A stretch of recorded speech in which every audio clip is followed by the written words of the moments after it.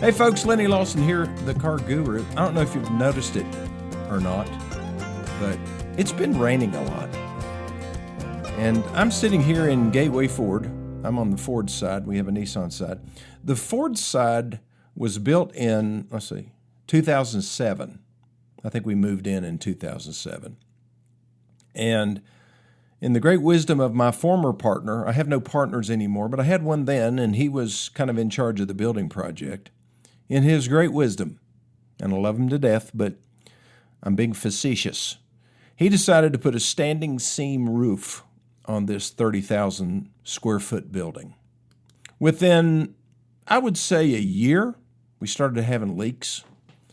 Now, it could be a case of a poor installation. A lot of people may say, yeah, well, that was the builder's fault. Maybe so. But I'm sitting here in my office right now, and I'm missing 4 ceiling tiles, because they got so laden with water that they were about to collapse. I've got 3 buckets sitting here in my office, and that's not good. Now, on the Nissan side, which my daughter Abby supervised, it has a rubber roof, or rubberized roof. You know how many leaks we've had in the 3.5 years that it's been open? 0! You know, it's quite distracting to be sitting here talking and hair drips. Drip, drip, drip. It affects both my mood and my concentration, but I'll try to snap out of it. How do you stay organized? How do you remember to do things like your to-do list? Are you one of those people, I can just keep it all in my head? You know, are you one of those? Can you do that? I can't. Are you one of those that maybe just uses a little notebook with blank pages, and you just put a date at the top of it and then start listing all the stuff that you have to do today, and then what you don't get done today, you carry it over to tomorrow, you check them off and so forth. Is that your modus operandi?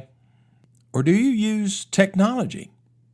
Do you use an app, maybe something on your Android phone or your Apple iPhone?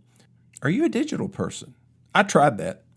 When they first came out with the Palm Pilot, you remember the Palm Pilot? I think there was a company called Palm, P-A-L-M, and they came out with this device where you could electronically store your calendar and your to-do list. It might have done some other things. I still have it. I can't throw away some of this stuff. I guess I have that in common with my parentals. But yeah, I tried that. I tried the electronic thing. But what happened with me is kind of out of sight, out of mind. I would forget to check it. And then I went with the Stephen Covey planner, the First Things First planner. It was the most effective thing that I ever did. And it also helped me prioritize things better as far as what things are really important versus things that are just simply urgent. And so I started doing more of the important things, like one-on-ones with my employees, like more time spent with my kids, going on a date once a week with my wife. Those important things that tend to get put off or not planned for at all.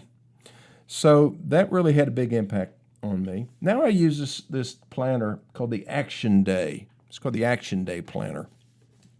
And it really works well for me. It's kind of a morphing of different thoughts. I still do the important planning. I still do the Covey Weekly Compass, is what they call it. But I also, organize every week. Every week's plan, I can see it all right there in front of me. I have to. I think I've got about, 11 or 12 of these Action Day planners that I have used over the years, and I keep all of them at the end of a year. I don't just pitch it. I put it in the closet in the library, and sometimes I go back and reference things I was missing. I just knew that I had registered a deed for a little strip of property that I bought many years ago. I couldn't find that deed anywhere. I couldn't find any evidence that I did. So I went back, actually had the planner, looked back around that same time frame of when I thought I did that, and absolutely there it was, register the deed.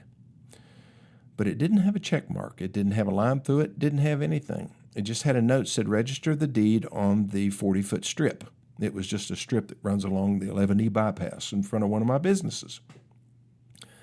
So I don't know if I did it or not because I didn't check it off. And I have no evidence that I did. So I probably didn't.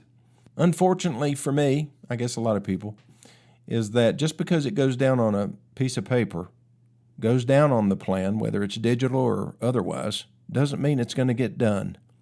A lot of that is discipline. A lot of that is focus. Sometimes I tend to ramble. Can you tell? But the important thing is to try, right? I remember from Star Wars, Yoda. Remember that little short guy with the ears that went kind of horizontal from his body, from his head? Yeah, he said, do not try. Do or do not. That's a good philosophy. My dad used to say, either do it, delegate it, or drop it.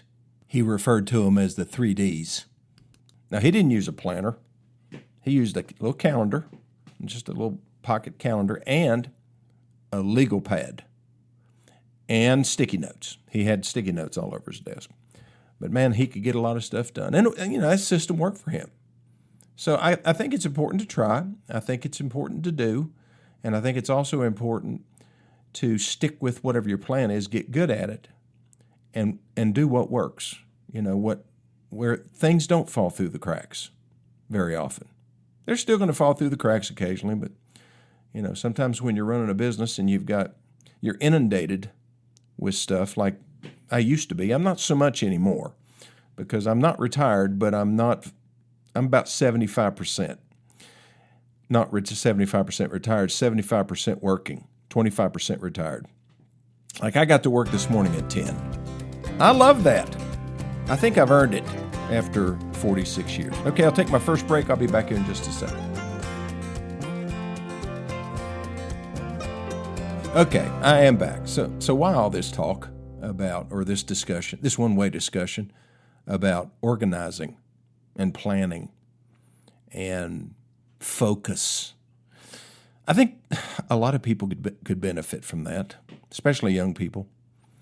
I think they fly by the seat of their britches too often. I think a lot of us do. We don't strategize. We don't sit down and do a little planning at the kitchen table. Say, honey, what are we going to try to accomplish this month? What can we do together? What can we do with the kids? What do we need to do with the house? What do we need to do with the cars? What's the plan? I wish more people would sit down and talk about their automobiles and what their plan is. It's a major expense. When you think about not just the purchase price of a vehicle, that's bad enough. Average selling price of a new vehicle today is $48,000. That's average. I think that's going to come down over the next year or two because I think there's going to be a lot of incentivizing going on, which naturally brings down prices. But it's got to mitigate. But still, you've got the price of the car, you've got the cost to keep it running, fuel, oil changes, maintenance, you've got insurance, you've got a lot of different things that can really suck a budget to death with just transportation. The thought of buying a new car is kind of like the thought of getting a new puppy. Sometimes the thought is better than the reality. Now, I'm not trying to talk you out of buying a new car. That's what we do. I mean, we sell cars. We sell cars, service cars. That's how we make a living. However, there are a lot of people that go into an automobile purchase like they're buying a roll of toilet paper. It's just a flim-flam kind of a thing, something that they do without really a lot of thought. They don't sit around the dinner table and says, okay, we've got 2 cars. One of them's about to fall apart. The other one is nearly new, year old. And so what do we need to do? We need to replace this one. What do we need to replace it with? Are our driving habits or our driving situation, our car life, is that going to change over the next 3 to 5 years? Do we need to think about, what do we need to think about in terms of budget in addition to what we need? As far as needs, do we really need a 3-row vehicle? I mean, I know that we'd love to have a Pathfinder. It gives us that much more room. But is a Rogue good enough? Well, a Rogue, it gets better gas mileage. It's got a smaller engine. It seats 5. There's only 4 of us. And, the Pathfinder's maybe prettier and bigger and roomier and stuff like that. But is that something we really need? And then what's our budget? What are we going to be able to afford? And always look at the selling price first and then think about the term. You can go online and figure payments. You don't have to go to the dealership to find out how much a car is going to cost. You can go online. You can do all that research. You go to my website, for example, and let's say you pick a Nissan Rogue, and it says you click on a particular one. My website will actually tell you what your payments will be, what the selling price is, and what the lease price or the lease payment would be. We put it all right there so you can do some basic calculations. Is it 100% accurate? No, because it assumes a certain amount of down payment. It assumes that you have good credit. And it also assumes that we don't do something from a negotiation standpoint that will reduce the price. And it also doesn't address any trade-in considerations that you have. But you can do a lot of that just right there on my website. Or you can, if you don't want to buy something, or you don't have to buy something for me to use my website and calculate payments, but you can go to bankrate.com. You can go to all different types of websites. You can download payment calculators from the App Store, from the Apple App Store, or whatever the Android store is called. And you can calculate payments. You just need to make sure that you take into account your payoff, what your ACV, actual cash value of your trade-in is, subtract the two, and then that's the equity, that you have to use as down payment. Now, what a lot of people don't do is they don't consider the fact that in the state of Tennessee, I don't know what it's like in your state, but in our state, you only pay tax on the trading difference. So if the sale price of the vehicle is $40,000, your vehicle is worth $20,000, then you only pay sales tax on $20,000. You don't pay sales tax on the entire purchase price of $40,000. So you may need some help, in setting up what your variables are. The selling price is a variable. The trade is a variable. The payoff is a variable. The interest rate, the term, these are all variables. But see, what a lot of people do is they go in to buy a car, they have a budget in mind, and then they get all excited and they get completely derailed by a fast-talking salesperson who doesn't have their interest at heart and leads them to the wrong vehicle. And I've seen people switch their vehicles because they like that color better on that car. That is just so foolish. But if you walk into a dealership and you haven't had the dinner table talk and you haven't, written down some ideas as far as priorities and budget, then you're just kind of going in blind. It's like, going up in an airplane and you either have an instrument rating or a visual rating, VFR or IFR. And when you go up in the airplane, if you don't know how the instruments work, and all of a sudden it's a real bad storm or it's dark, you can't fly that airplane. You might be upside down and not know it. But the numbers that you work on, those are your instruments. That's what's going to help guide your decision. So you walk into a dealership prepared. I've really been putting a lot of thought into doing something. I should do it. It's just, it just takes a lot of time to put together a workbook, a small workbook. It's called the Guru Car Purchase Workbook, for lack of a better term. And it would apply to getting your car serviced and all kinds of different things. So there would be a chapter in there on how to buy a car and all the different, and like have blanks that people could write in numbers and do the math. And then when they walk in to a dealership, they're prepared, and give some warnings, things to look for, things to listen for. Is that something I need to do? I really think I do. I think I'm being urged. I feel that that would be a handy thing, and it would be costly. I'd have to print a bunch of books. I don't know. Is this something that I would sell? If I maybe got at least my cost back, maybe $5 a book or something like that. I don't know. But, the thing about it is that way I would be putting the resources, a lot of things that I talk about as far as your car life is concerned, I'd be putting the resources in your hand. And you wouldn't have to pick up the phone and give me a call.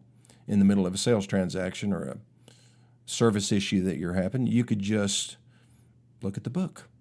I think that would be a good thing. So I don't know. I haven't completely decided yet. I think I'm going to do it. Come on, Lenny, do it. Do not try. Do or do not. I did take the time to sit down and write out what my chapters were going to be. Buying a new car, buying a used car, warning signs of a shady car dealer. Let's see. The 4 targets in a successful car purchase. The finance office. Selling a car yourself. Financing versus leasing. Are you asleep yet? Maintenance fundamentals. Keys to a great service experience. Keys to a great body paint repair experience. Fixing bad credit. And the keys to a great car life. So anyway, I've been thinking about it. We shall see what happens. So what else is going on? Oh yeah, I went into the Tesla website. Yeah, I'm really liking Elon Musk. You know, I didn't, and because I was just real, I don't know, I didn't feel good about Tesla. EVs in general just kind of give me heartburn. But he's done amazing things with that company. And so I just want to go in and build the new Tesla Model Y. They have deals on those right now. You can actually lease the previous model. I think it's a 2024 model Tesla Model Y for $199 a month. I think with $2,000 down, it's a 36-month lease and a total of 30,000. A total of 30,000 miles that you can drive for free, and then you just have to pay extra if you go over on miles, or 10,000 miles a year. You know, that's not a bad deal.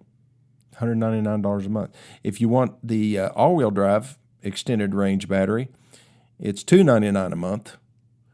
And then they have another one that's $399. Now, if you want the launch edition of the all-new Model Y, which looks just like the old Model Y, except it has a light bar across the front, probably a little bit better looking front end and taillights. And I'm sure there are other new features that make it better. So, yeah, it was like $529 a month. And so you just go down through there and say, okay, well, how do you want to modify this base car? So, you know, they have all-weather floor mats. So I clicked that. They had, let's see, what were the other options? Maybe an upgraded stereo. I think I clicked that. I like the optional wheels better, so I clicked that. Automatically adjust your payment. And then when you're all done, it asks you, do you want to order this vehicle? You can put down a deposit through Apple Pay. They make it really easy. So I know approximately within a very short period of time when I'm going to get my car. I know exactly what it's going to cost. I can pick it up at the delivery center in Knoxville, or they'll deliver it to my house for a slight extra upcharge. Folks, that's just simple. And I understand why people like that, as opposed to maybe going and, walking into a nasty car dealer, somebody who breaks all the rules. You just don't know what you're going to get sometimes. Now, I would not buy a Model Y or a Model A through Z until I drove one.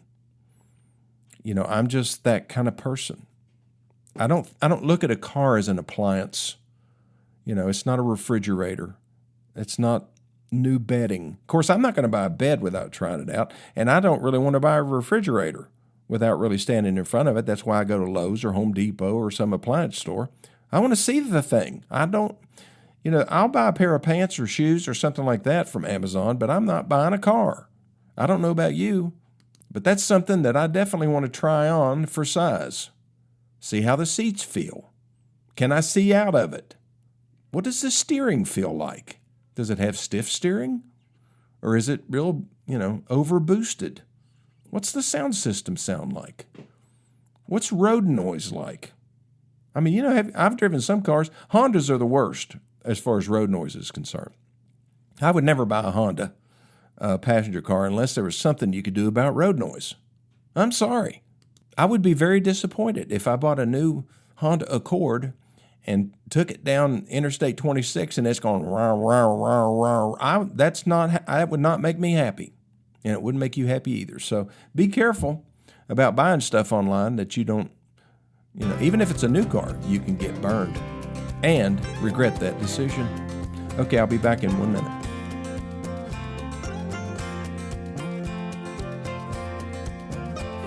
Just so you know, I didn't order the Tesla. I never was going to. But I do experience other things. I've gone into Rivian, that's another EV company. I've gone to Lucid, that's another one. And I shop websites of other dealers. I fell in love with a Honda dealership up in New York City. It's called Paragon Honda.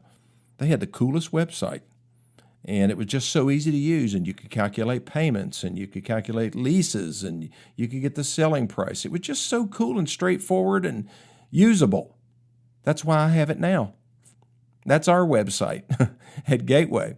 I mean, that's how we improve ourselves, is by many times stealing ideas from other people, not, like stealing money, but just taking good ideas and using them and sometimes improving upon them. It can make your car life easier and better. It can make your life in general easier and better. We're always looking for ways to do that. Well, thanks for listening to this edition of My Car Guru, and I'll see you next time.